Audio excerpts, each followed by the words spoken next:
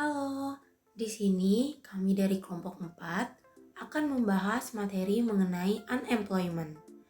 Untuk anggota dari kelompok 4 sendiri itu, yang pertama ada Irene Veronica Lumbantoruan, yang kedua ada Tridayana Sitanggang, dan yang ketiga ada Zevanya Panggabean. Untuk materi yang akan dibahas kelompok 4 sendiri itu ada 6. Yang pertama, tingkat pengangguran alami, yang kedua ada pencarian kerja dan gesekan pengangguran, yang ketiga ada kekakuan upah real dan pengangguran struktural. Yang keempat ada pengalaman pasar tenaga kerja melingkupi Amerika Serikat. Yang kelima ada pengalaman pasar tenaga kerja melingkupi Eropa. Dan yang terakhir itu yang keenam adalah kesimpulan. Itu kita harus mengetahui dulu arti pengangguran itu sendiri. Menurut buku Mankiw, pengangguran merupakan masalah ekonomi makro yang mempengaruhi kelangsungan hidup manusia secara langsung. Berarti, pengangguran ini memiliki dampak yang begitu besar untuk perekonomian Indonesia. Maka dari itu, yuk kita dengerin materi bareng-bareng. Topik yang pertama, tingkat pengangguran alami. Tingkat pengangguran alami merupakan tingkat pengangguran yang menjadi tujuan ekonomi dalam jangka panjang, mengingat semua ketidaksempurnaan pasar tenaga kerja yang menghalangi pekerja untuk segera menemukan pekerjaan itu. Pada gambar 62, transisi antara ketenaga kerjaan dan pengangguran di setiap periode sebagian kecil dari pekerja kehilangan pekerjaan dan sebagian kecil dari penganggur mendapat pekerjaan. Tingkat pemutusan hubungan kerja dan pekerjaan menentukan tingkat pengangguran. Model dinamika angkatan kerja yang menunjukkan apa yang menentukan tingkat pengangguran alamiah. Kita mulai dengan beberapa notasi, misalkan L menunjukkan angkatan kerja, E jumlah pekerja yang dipekerjakan, dan U jumlah pekerja yang menganggur. Karena setiap pekerja dipekerjakan atau menganggur, angkatan kerja adalah jumlah dari yang bekerja dan yang menganggur. L sama dengan E plus U. Untuk melihat faktor apa yang menentukan tingkat pengangguran, dapat kita asumsikan bahwa angkatan kerja atau L adalah tetap dan fokus pada transisi individu dalam angkatan kerja, antara pekerjaan atau E dan pengangguran atau U. Jika pasar tenaga kerja dalam keadaan stabil, maka jumlah orang yang mendapatkan pekerjaan harus sama dengan jumlah orang yang kehilangan pekerjaan, seperti F fungsi U sama dengan SE. Kita dapat menggunakan persamaan ini untuk mencari tingkat pengangguran kondisi mapan. Dari definisi angkatan kerja, kita tahu bahwa E sama dengan L dikurang U, yaitu jumlah yang dipekerjakan sama dengan angkatan kerja yang dikurangi jumlah pengangguran.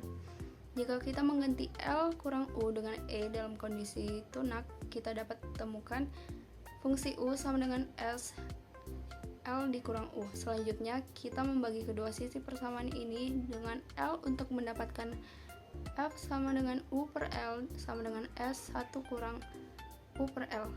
Sekarang kita dapat memecahkan U per L untuk menemukan U per L sama dengan S per S ditambah F, sehingga dapat juga ditulis sebagai berikut: U per L sama dengan 1 per 1 ditambah F per S. Persamaan ini menunjukkan bahwa tingkat pengangguran U per L kondisi mapan bergantung pada tingkat pemutusan hubungan kerja S dan perolehan pekerjaan F. Yang kedua itu ada pencarian kerja dan gesekan pengangguran. Friksional merupakan pengangguran yang disebabkan oleh waktu yang dibutuhkan pekerja untuk mencari pekerjaan. Penyebab pengangguran friksional yang biasanya terjadi karena daerah yang berbeda menghasilkan barang yang berbeda juga. Permintaan tenaga kerja mungkin meningkat di satu bagian negara dan menurun di bagian negara lain. Ahli ekonomi menyebut perubahan komposisi permintaan antar industri atau wilayah sebagai pergeseran sektoral, karena pergeseran sektoral selalu terjadi dan karena butuh waktu bagi pekerja untuk berpindah sektor. Selain itu, para pekerja tiba-tiba kehilangan pekerjaan ketika perusahaan mereka gagal, ketika kinerja pekerjaan mereka dianggap tidak dapat diterima, atau ketika keterampilan khusus mereka tidak lagi dibutuhkan. Pekerja juga dapat berhenti dari pekerjaan mereka untuk mengubah karir atau pindah ke berbagai bagian negara. Terlepas dari penyebab pemutusan hubungan kerja, akan membutuhkan waktu dan upaya bagi pekerja untuk mencari pekerjaan baru. Selama penawaran dan permintaan tenaga kerja di antara perusahaan berubah, pengangguran friksional tidak dapat dihindari. Kebijakan publik dan pengangguran friksional. Banyak kebijakan publik berusaha untuk mengurangi tingkat pengangguran alami dengan mengurangi pengangguran friksional. Agen ketenagakerjaan pemerintah menyebarluaskan informasi tentang lowongan pekerjaan untuk mencocokkan pekerjaan dan pekerja secara lebih efisien. Program pelatihan ulang yang didanai publik dirancang untuk memudahkan transisi pekerja dari industri yang menurun ke industri yang berkembang. Jika program-program ini berhasil meningkatkan tingkat perolehan pekerjaan, mereka menurunkan tingkat pengangguran alami.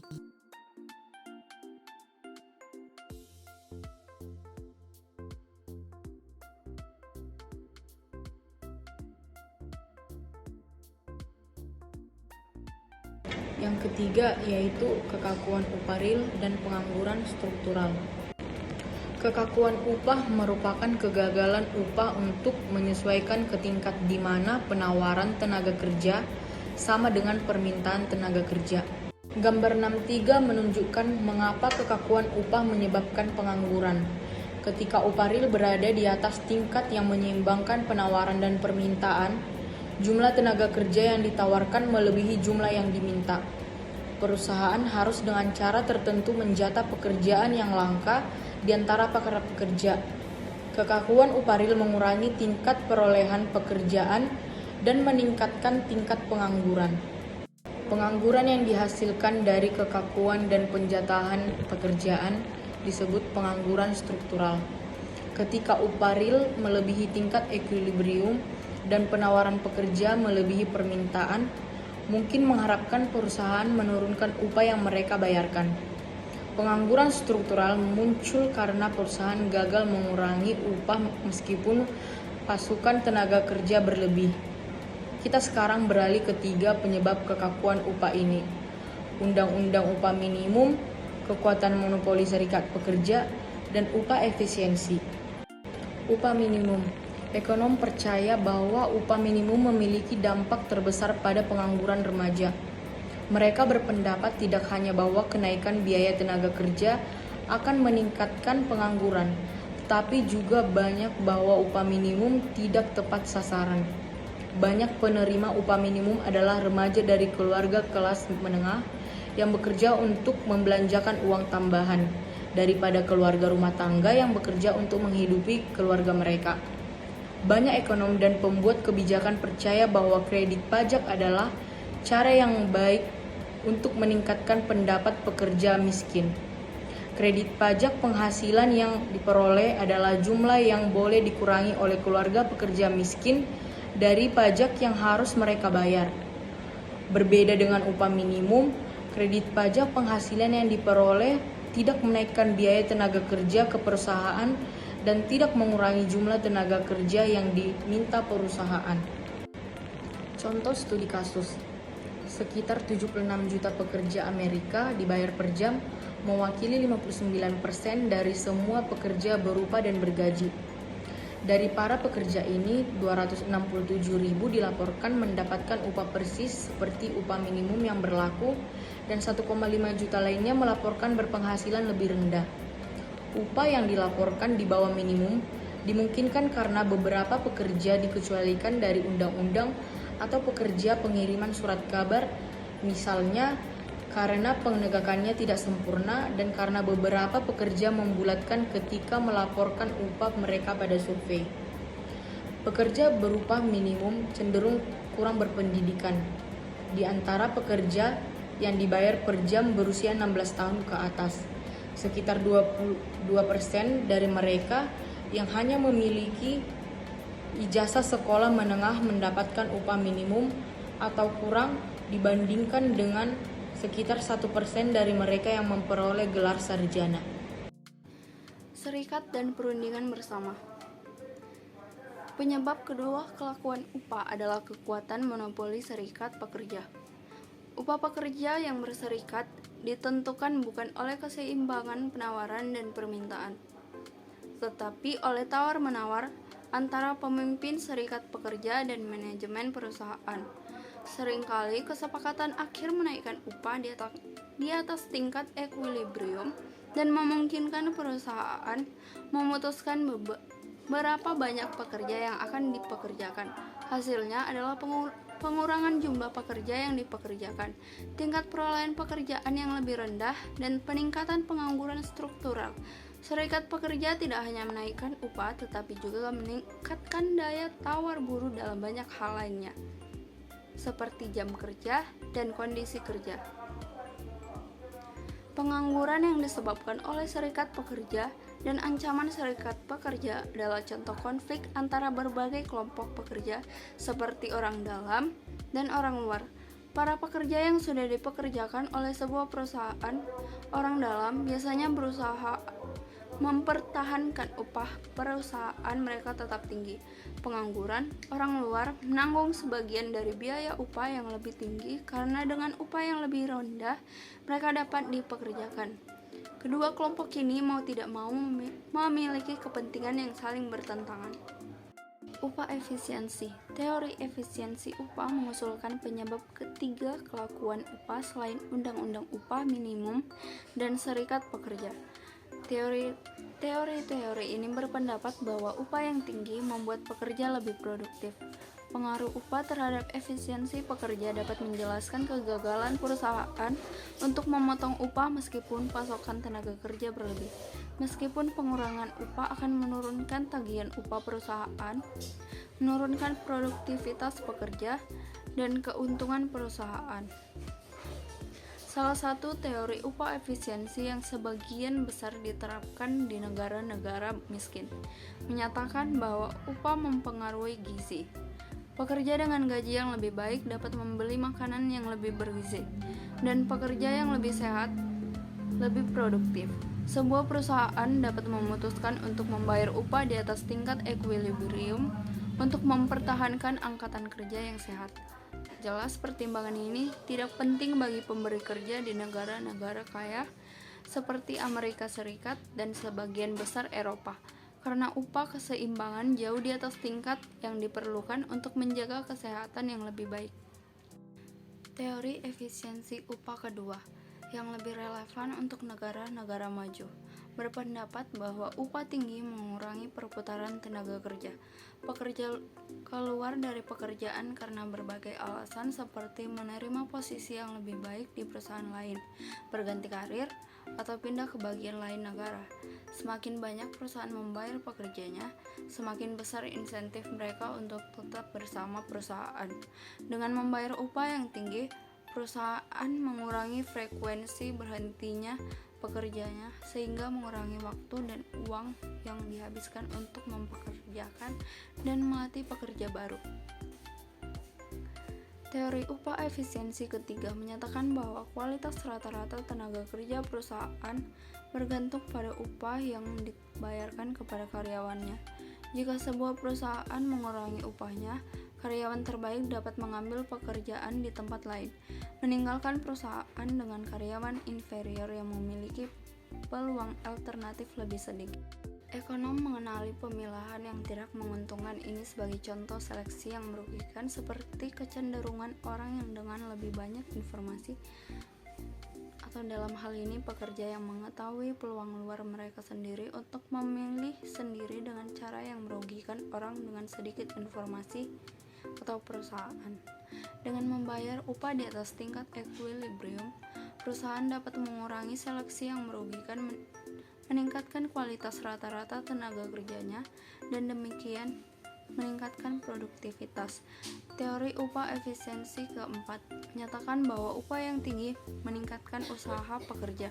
Teori ini berpendapat bahwa perusahaan tidak dapat secara sempurna memantau upaya kerja karyawan mereka dan bahwa karyawan harus memutuskan sendiri seberapa keras untuk bekerja. Pekerja dapat memilih untuk bekerja keras atau mereka dapat memilih untuk mengelak dan beresiko tertangkap dan dipecat. Yang keempat yaitu pengalaman pasar tenaga kerja Amerika Serikat. Durasi pengangguran. Misalkan 10 orang menganggur, 8 orang menganggur selama 1 bulan. dan 2 orang menganggur selama 12 bulan, sehingga total menganggur selama 32 bulan.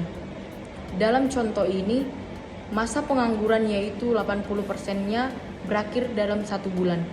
Namun sebagian besar bulan pengangguran disebabkan oleh pengangguran jangka panjang yaitu 75% dialami oleh 2 pekerja yang menganggur selama 12 bulan. Bukti tentang durasi pengangguran ini memiliki implikasi penting bagi kebijakan publik. Jika tujuannya adalah untuk menurunkan tingkat pengangguran alamiah secara substansi, kebijakan harus ditujukan pada pengangguran jangka panjang. Karena individu-individu ini menyumbangkan sejumlah besar pengangguran. Namun kebijakan harus ditargetkan dengan hati-hati, karena pengangguran jangka panjang merupakan minoritas kecil dari mereka yang menjadi pengangguran. Kebanyakan orang yang menganggur menemukan pekerjaan dalam waktu singkat. Transisi masuk dan keluar dari angkatan kerja.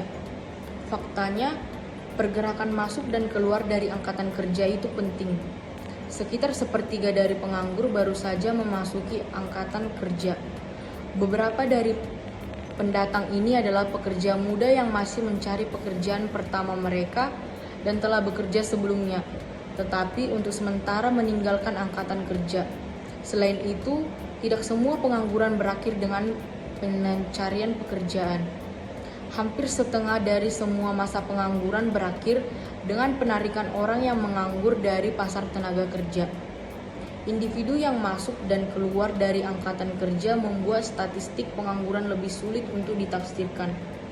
Pengangguran mereka yang mungkin tidak mewakili masalah sosial.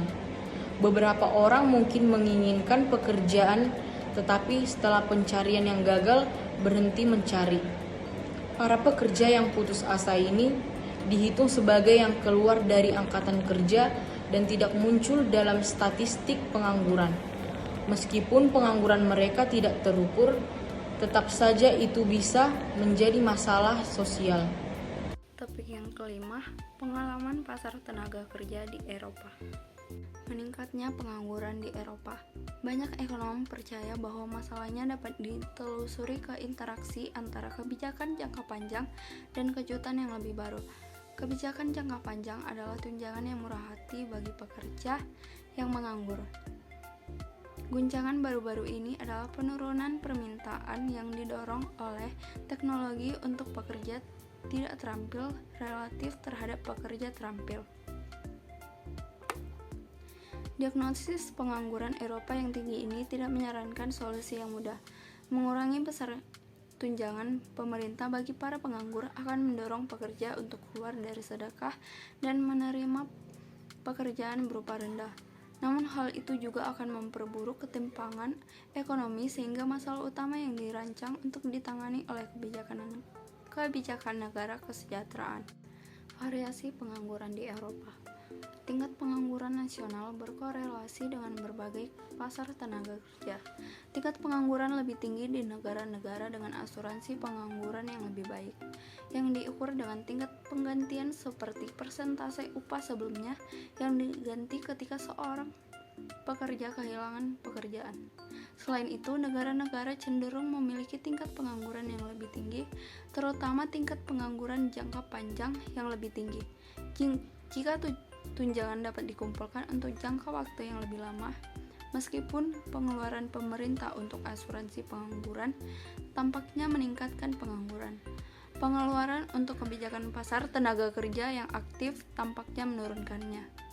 Kebijakan pasar tenaga kerja aktif ini mencakup pelatihan kerja, bantuan pencarian kerja, dan pekerjaan bersubsidi. Spanyol misalnya secara historis memiliki tingkat pengangguran yang tinggi. Sebuah fakta yang dapat dijelaskan dengan kombinasi pembayaran yang murah hati kepada para penganggur dengan bantuan minimal untuk membantu mereka menemukan pekerjaan baru. Poin yang terakhir yaitu kesimpulan. Pengangguran mewakili sumber daya yang terbuang. Pekerja yang menganggur memiliki potensi untuk berkontribusi pada pendapatan nasional, tetapi tidak melakukannya. Mereka yang mencari pekerjaan yang sesuai dengan keterampilan mereka akan senang ketika pencarian selesai dan mereka yang menunggu pekerjaan di perusahaan yang membayar upah di atas keseimbangan akan senang ketika lowongan terbuka. Sayangnya, baik pengangguran friksional maupun pengangguran struktural Sekian dari tidak kelompok dapat 4, dengan kurang mudah lebihnya dikurangi. maaf. Terima Pemerintah kasih. tidak dapat membuat pencarian pekerjaan secara instan dan tidak